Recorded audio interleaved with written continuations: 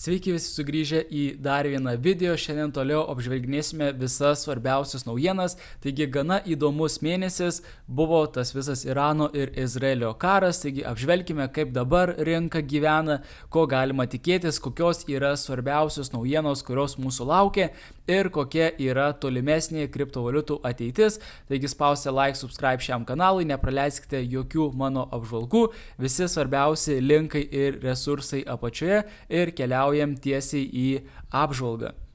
Taigi pradėkime nuo Bitcoino grafiko. Tai kas vyko štai čia, tai pirmas dalykas, tai nueikime į dienos grafiką, kad šiek tiek matytųsi aiškiau judėjimas. Tai kas iš esmės įvyko, tai prieš tai buvo labai daug hypo, prieš maždaug savaitę su pusę viskas kilo į viršų. Viskas atrodė bus labai teigiamai, atėjo spalio mėnesio pradžia ir tada bam, nuvažiavom į apačią, nes buvo tas visas Irano-Izraelio konfliktas. Ir kas vyksta dabar, tai labai gražiai atšokome nuo štai šio 60 000 supporto lygio, tai čia yra labai stiprus lygis, psichologinis lygis Bitcoino kainų ir buvo labai svarbu, kad jis atlaikytų ir jis labai puikiai atlaikė ir matome, kaip kaina atšoko. Čia taip pat yra ir 0,6 Fibonacci lygis, tai irgi, tai iš esmės mums tai parodo, kad trendas į viršų toliau tęsiasi, jis nenuėjo į apačią, nes nepadarėme žemesnių žemumų ir taip toliau, taigi kol kas atšokome į viršų.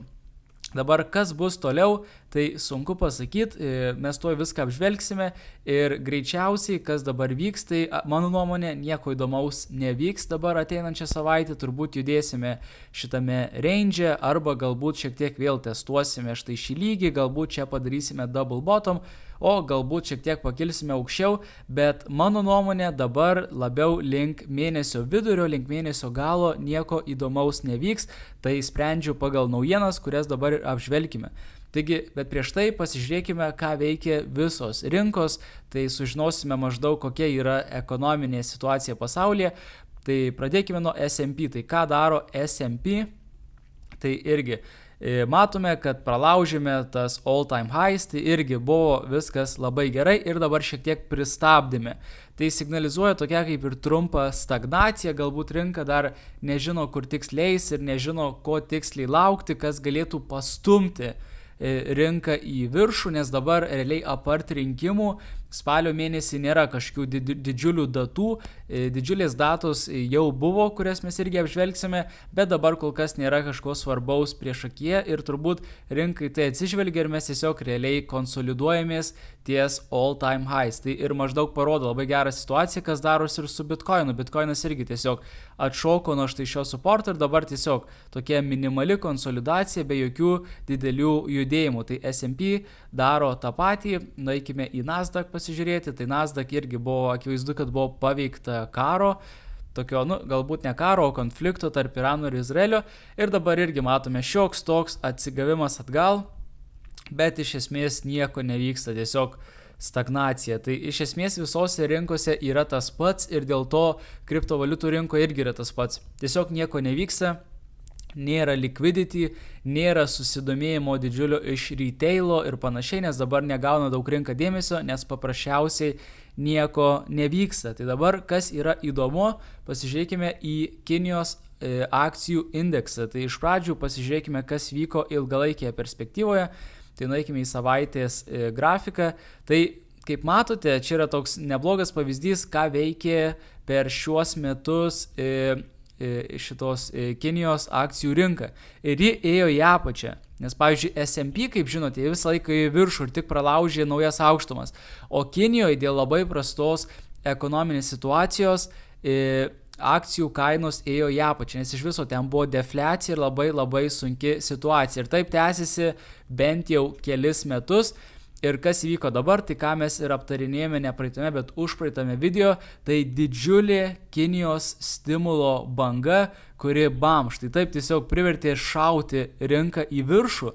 Bet kas įdomiausia dabar, kas vyksta, pasižiūrėkite, kokią turime raudoną žvakę. Tai jis šiek tiek primena optimizmo pilniem investuotojams, kad čia viskas nėra taip paprasta, kad nėra tiesiog, neužtenka tiesiog, kad vyriausybė ten realiai paduoda pinigus žmonėms, bankams, kad jie tiesiog užsipirktų savo pačių akcijų rinką. Ir dabar vyksta štai toks nusileidimas. Tai Kinijai parodys turbūt tokį dalyką, kad jiem greičiausiai reikės daugiau stimulo, nes pasižiūrėkite, puiku.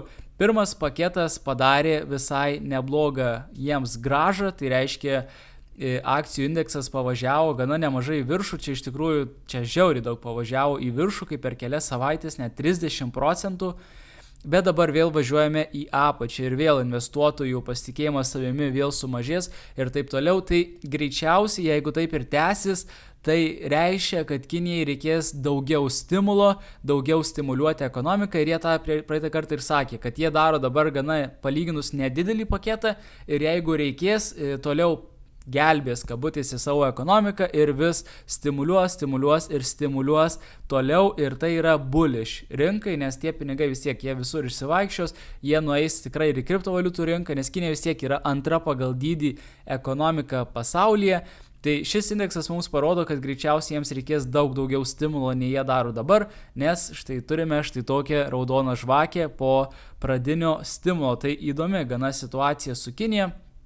Irgi dar prieš judant toliau, apžvelgiant, kas vyksta altcoinų rinkoje, tai buvome labai gražiame tokie krentančiame channelyje, štai čia, ir dabar pralaužėme. Čia buvo breakoutas, retestas šito ir dabar vėl testuojam štai šį lygį, iš kurio realiai prasilaužėme. Tai irgi iš techninės pusės tai akivaizdu, kad tai signalizuoja didžiulį judėjimą į viršų, kadangi mes buvome channelyje gana ilgai ir iš jo išsilaužėme ir dabar testuojame išsilaužimo vietą. Tai čia tiesiog kaip iš techninio vadovėlio, dabar kaina nuo čia turėtų eiti viršų. Ar tai bus?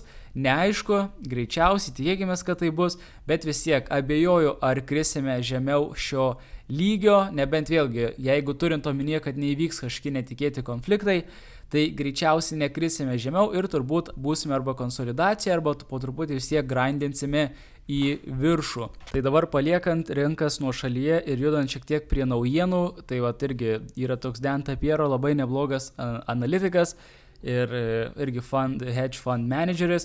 Tai ką jis sako, jis cituoja Goldman Sachs instituciją ir sako, kad Kinijai tam, kad jie pabėgtų iš defliacijos, kuri vyksta jau kelis metus, China M1 turi overtaking M2.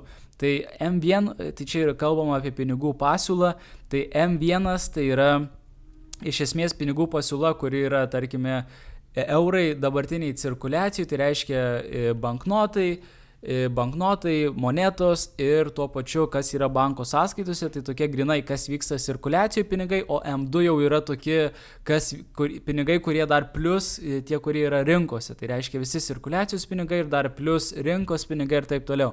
Tai tarp jų yra toks skirtumas ir M1 dabar yra labai nukritęs ir Kinijai tam, kad jie sustabdytų visą šitą savo prastą situaciją, reikia, kad M1 pralenktų M2, o tam jie turi daryti quantitative easing, tai reiškia tiesiog stimuliuoti ekonomiką, paduoti labai daug pinigų į bankus, tiesiog, realiai, kad tie pinigai tiesiog atsidurtų žmonėms ir visi taptų jaustųsi turtingesni, visi turėtų daugiau pinigų ir taip toliau. Tai visas šitas reikalas tą ir signalizuoja, kad Kinija padarys dabar didžiulį stimuliavimą tam, kad M1 pasiektų M2 ir kad juos išvestų iš visos šitos defliacinės situacijos. Tai irgi, kas yra bullish rinkai, nes tai tiesiog irgi parodo, kad tai yra, kad jiems reikia daugiau stimulo ekonomikui, daugiau pinigų ir kai visi bus turtingesni, jie investuos tos pinigus ir tai tiesiog bus daugiau liquidity pasaulio rinkoje ir daugiau pinigų, kas yra labai bullish kriptovaliutų rinkai. Taip pat nedarbingumo skaičiai išėjo labai teigiami Amerikoje, kas irgi yra gerai. Aišku, vėlgi, kaip čia irgi ilga tema, apie kurią dabar daug nekalbėsim, jeigu būtų prasti skaičiai, tai reikštų irgi nebūtų labai blogas dalykas, nes ilgalaikį perspektyvoje tada amerikiečiai būtų priversti daugiau spausdinti pinigų, bet kol kas išėjo labai stiprus skaičiai, galbūt tai yra netikri skaičiai, nes dabar artėja rinkimai ir dabartinė administracija nori stimuliuoti tokius skaičius, bet vis tiek skaičiai yra teigiami ir tai yra gerai trumpalaikiai ekonomikai ir taip pat gerai rinkai, tai reiškia rinka yra stabili ir mes nematėme jokių trumpalaikių nukritimų į apačią.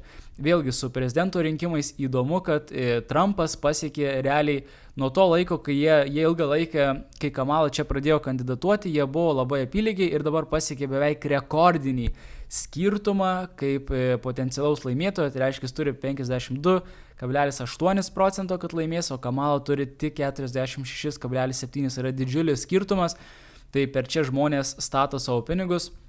Ir analitikai stato pinigus ir už tą, kas laimės. Ir kol kas matome, kad Trumpas gana stipriai laimi. Nes 4 čia beveik kažkur 6%, tai yra labai, labai daug. Ir mes žinome, kad viena administracija, Trumpo administracija bus labai teigiama kriptovaliutom, o Kamala Harris labai neigiama, nes ir dabar buvo Gary Gensler, mačiau, kad jis toliau tenais atakuoja tas kriptovaliutų įmonės ir dabar vėl kažkurią pakvietė į teismą. Tai tiesiog labai, labai blogai. Ir Trumpo pergalė tikrai bus labai bullish eventas ir mes žinome, kad ir rinkimai būna bullish ir dar Trumpo pergalė bus bullish, tai irgi lapkričio mėnesis nusimato gana neblogas, nes mes turėsime ne tik rinkimus, kurie būna labai istoriškai bullish, bet taip pat ir 88% šansą, kad dar mažins palūkanas, tai reiškia dar verslai ir žmonės galės lengviau skolintis pinigus ir dar daugiau bus ekonomikoje pinigų. Taigi dėl to aš manau, kad lapkritis bus labai bullish bitcoinai ir altcoinam, visai kriptovaliutų rinkai, nes štai čia maždaug bus rinkimai. Todėl, kad rinkimai yra labai bullish ir jeigu dar išrinks Trumpą, tai irgi dar tiesiog paduos labai daug teigiamo sentimento į rinką ir manoma, kad tada rinka tikrai stipriai judės į viršų. Tai kas dabar vyks spalio mėnesį, kol kas short termų yra nelabai aišku. Struktūriškai tai panašu, kad tiesiog šiek tiek būsime ties šiuo supporto lygiu ir tada po truputį tikimės, kad atkildinėsim į viršų link spalio galo. Tai irgi sekantis labai, labai bullish dalykas, tai yra FTX pinigų gražinamas, tai FTX jau mes apie tai šnekėjome, tai yra brokeris, didžiulis kriptovaliutų brokeris, jis ten buvo turbūt panašaus dydžio kaip Binance ar Bybit ir kuris subirėjo, nes ten iš esmės žmonės buvo apskeminti, jų pinigai ten buvo prarasti, išvogti ir taip toliau ir subirėjo, žodžiu, visas tas brokeris ir jie gražins dabar net 16 milijardų savo skolininkams, savo kreditoriams, tai iš esmės žmonėm, kurie naudojasi brokeriu, kurie turėjo ten savo pinigus ir juos prarado. Tai realiai tiesiog gražins 16 milijardų pinigų žmonėms, kurie investuoja į kriptovaliutas. Tai realiai įsivaizduokite, dabar atgauti didžiulės sumas prieš pat bullruną, tai labai tikėtina, kad daug tų pinigų nueis tiesiai atgal į kriptovaliutų rinką, kas yra labai, labai bullish, nes tai yra tiesiog didžiulis pinigų kiekis, kuris pasieks rinką. Tai labai, labai geras dalykas ir teisėjas jau patvirtino, buvo ten teismai ir taip toliau, ir teisėjas jau patvirtino jų planą gražinti pinigus, dar nėra aišku laiko periodas, tai ar jie gražins per šitą ketvirtį šių metų, ar per sekančių metų pirmą ketvirtį. Tai neaišku, kada jie gražins tos pinigus, bet tai yra didžiulė suma, 16 milijardų ir tai tikrai pridės labai reikalingos liquidity rinkai ir irgi labai bullish dalykas, bet jis bus šiek tiek ateityje. Tai irgi Oktober, tai yra spalio mėnesis, prasidėjo dėja neigiamai, buvo pasiekęs tenais gal plus teigiamą procentą, kas buvo labai gerai. Mes žinome, kad istoriškai spalio mėnesis yra labai, labai teigiamas ir įdomu, kas laukia šio spalio mėnesio, kol kas sunku pasakyti, nes nėra kažkokių didžiulių įvykių, kurie dabar pastumtų rinką, nebent atsiras kažkokie dideli pirkėjai ir jie stums rinką į viršų, bet apart to iš įvykių pusės nėra kas įvyktų teigiamo, kas labai stipriai nustumtų kainas, bet link rinkimų vėlgi gali būti šiek tiek pastimuliavimo ekonomikos, galbūt kažkokių bullish atsiras dalykų, kurie pastums rinką į viršų. Tai žmonės Twitter'e dauguma dar nepasiduoda, jie argumentuoja, kad pavyzdžiui praeitais metais ir netgi istoriškai dažnai spalio mėnesiai prasideda neigiamai, tai reiškia bitcoinas nukrenta ir tada galiausiai užbaigia mėnesį labai stipriai, pavyzdžiui praeitais metais užbaigė net su plus 33%. Ir dabar mes esame toje pradžioje, kada nukritom į apačią ir ar užbaigsime galą mėnesio teigiamai, tai kol kas yra neaišku. Tai Bitcoino tokia ir yra situacija. Aš nemanau, kad mes keliausime žemiau 60 000 lygio, jeigu neįvyks kažkoks vėl netikėtas karas ar kažkas, ko negalime nuspėti. Aš manau, kad mes būsime kažkur štai čia, tokia konsolidacija ir tada, mano manimu, po truputį link rinkimų pajudėsime į viršų, galbūt net smarkiau į viršų, arba truputį į viršų ir tada ateis rinkimai ir rinkimai bus tas įvykis, kuris tikrai paspartins rinką ir rinka tikrai nuvažiuos smarkiai į viršų, nes tai tiesiog ypač jeigu dar išrinks Trumpą, tai tada garantuotai ir dar gausime dar vieną palūkanų mažinimą, vėl bus dar daugiau pinigų ir taip toliau ir tikėkime, kad per lapkričio mėnesį toliau rinka pompuosis ir bus viskas gerai. Taigi įdomu, kas bus per spalio mėnesį. Žiūrėkite, spausti like šiam kanalui ir viską sužinosite, jeigu kažkas aktualaus įvyks, aš jums pranešiu, prisijunkite į mūsų nemokamą grupę ir susitiksime kitose video.